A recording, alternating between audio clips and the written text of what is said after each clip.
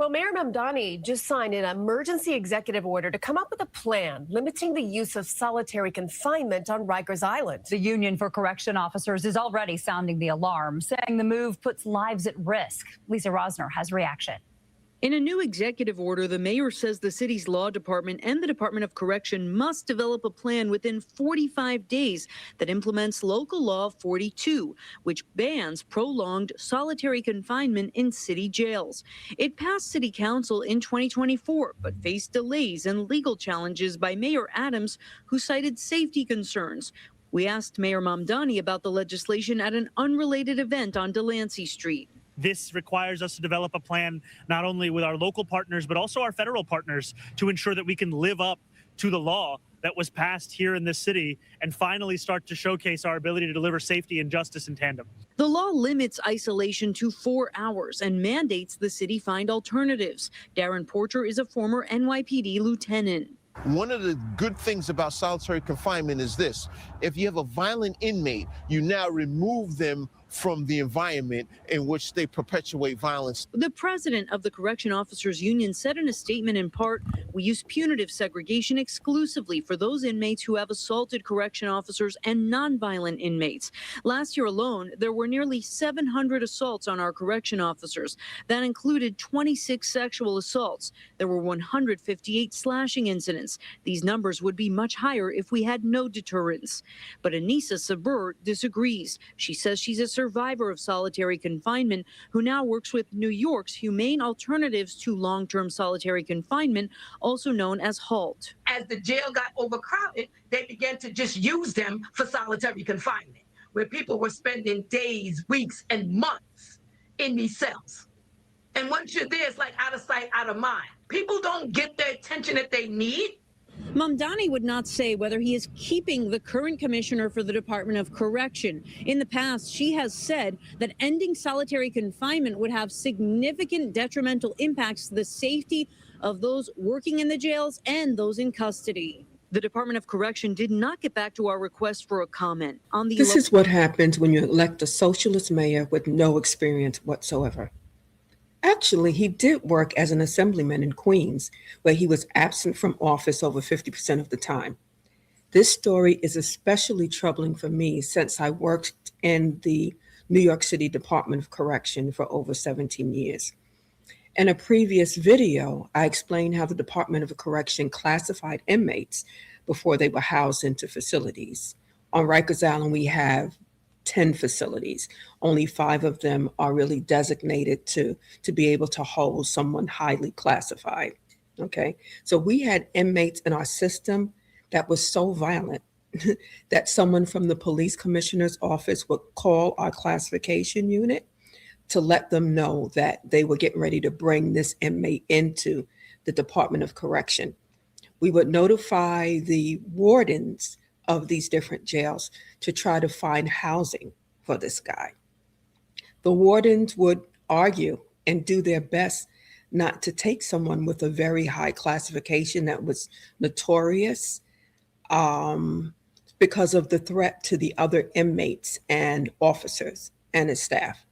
You know, it could cause a riot or something like that, or slashing or murders in the facility. So this is a case where Mamdani, to me, is out of his mind.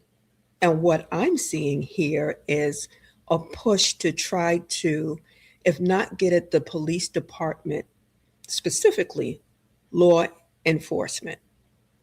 All right? To try to, because if you remember, he wanted to defund the police. And I'm going to show a video about that in a minute. And he wanted to put social workers in place of the police officers. So he wanted the social workers to respond to violent incidents first to see, I guess, if they could quell the situation. I don't know. If somebody were kicking my behind, I wouldn't want the social worker to come. I want a police officer to come with the lethality of a gun behind him to make that person stop. If somebody was robbing me, I don't want the social worker to come and try to talk the robber into putting my stuff back. No, I need somebody to come and quell the situation. The same thing with law enforcement in jail. There are some inmates that are mentally deranged. Some of them are possessed.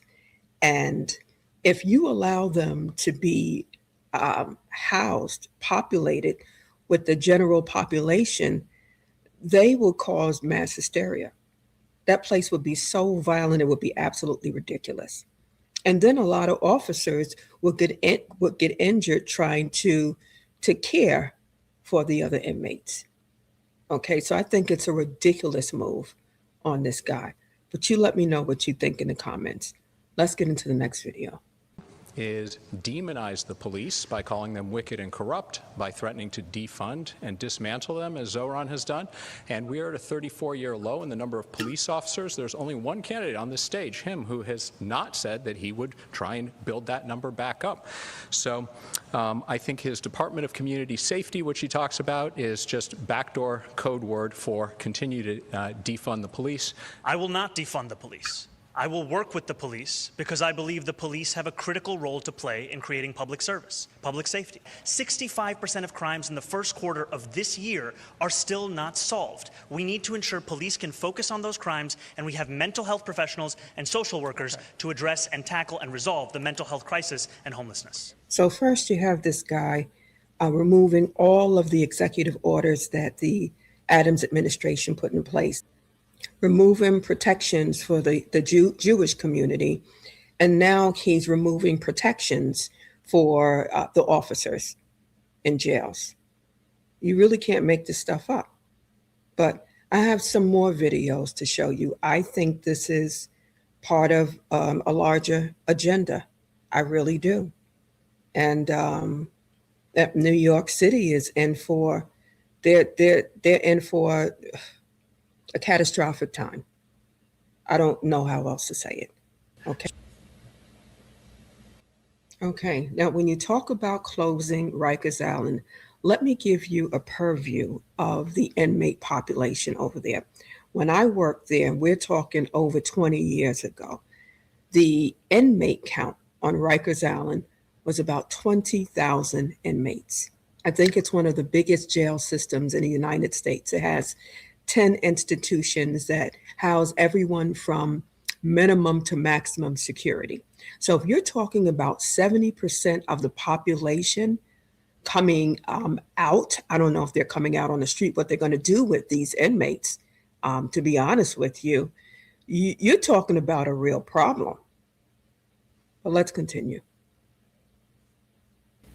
So that alone tells me he's in for a tough ride, and he's made a lot of promises. You know, you got me thinking there, Paul, because literally we heard all of the defund police rhetoric from him, and then there, after he became the mayor-elect, he started to try and walk some of that back. Right. However, we also just saw the national report that year-to-year murder rate has dropped in an unprecedented way across the country. Part of that is because ICE in the Trump administration went in and arrested illegal, violent criminal aliens. A shocking novel idea. If you go arrest violent, illegal criminal aliens, the crime rate goes down. But he doesn't seem to have indicated that he's looking to cooperate with ICE anytime soon.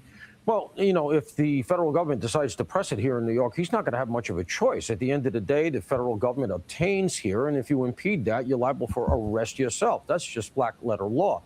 Let's recognize that one of the reasons that violent crime is down is not only the surge of other police agencies, federal agencies, into these cities to make arrests. The FBI alone is way up in crime arrests, violent crime arrests. What they can't really do at the federal level is affect the quality of life stuff that has just really taken over New York and so many of our blue towns. As I always say, we don't lock up our criminals in New York, we lock up our toothpaste. And that's why the misdemeanor stuff, a lot of it's not even taken anymore, those complaints. The people don't bother to call. And so while we are doing well, I would argue, and NYPD has done a great job, I think Jessica Tisch finally hit the accelerator, got these guys, allowed these guys to do what they want to do and can do. The difference is that there's nobody enforcing the low-level stuff, which is much more common. That's what you feel every day in town. Well, we'll see where. So you have a mass exodus of police officers leaving the force, partly because of retirement. I don't know if you know, but in New York City, you're only required to work 20 years in law enforcement, and then you can retire with full pay. So a lot of these officers have come in at 20, 19, 18. They've worked their 20 years, and they're gone. And with this new administration, the morale is really down because a lot of these people that would ordinarily want to become police officers don't want to under Mamdani because he's disrespected them so much. He's brought the morale down. So people don't want to be bothered with that. On top of that, you have a guy here that puts an executive order to not allow solitary confinement. Solitary confinement, he claims he wants to curb it where the inmates can only do 4 hours a day in jail. That is, I mean, it's crazy. If you think about the policies now, they softened up on the policies in the jail system since I left. Now there are cameras everywhere. They have this hands-off policy with the inmates where, you know, a violent inmate could hit you, they could punch you in the face, they could do whatever they want to you. And if they step back and put their hands up, you can't touch them. That is ludicrous, okay? Years ago, if you had an inmate that just thought about putting his hands on you, he was knocked out, okay? If you got into a fight with an inmate, you had a squad of 20, 30 officers at your back in your cell area in less than 60 seconds, okay? But now, if you have the most violent inmates that are walking about and they're only locked up for 4 hours a day, those 4 hours, they can be planning and sharpening knives and all kinds of stuff for what they're going to do when they get out for those other hours. Okay, I got 4 hours. You have some people in there that are diabolical. They don't belong on the street. Okay, and they're not just a threat to the officers, they're a threat to the other inmates in the jail. You're going to have mayhem. And that is the only, solitary confinement was the only safe place, safeguard that we had when an inmate got out of control and you were able to subdue him, to put him away, to put him in a cell where he didn't bother anybody else for those numbers of hours. And yes, we allowed them to come out 1 hour a day. They went to work out if they wanted to. They showered, but it was for everyone's protection. All right, so I don't know, New York City, you put yourself in a real pickle. But let me know what you guys think about it. All right, make sure you like, subscribe, and share, and I'll see you on the next one. Bye-bye.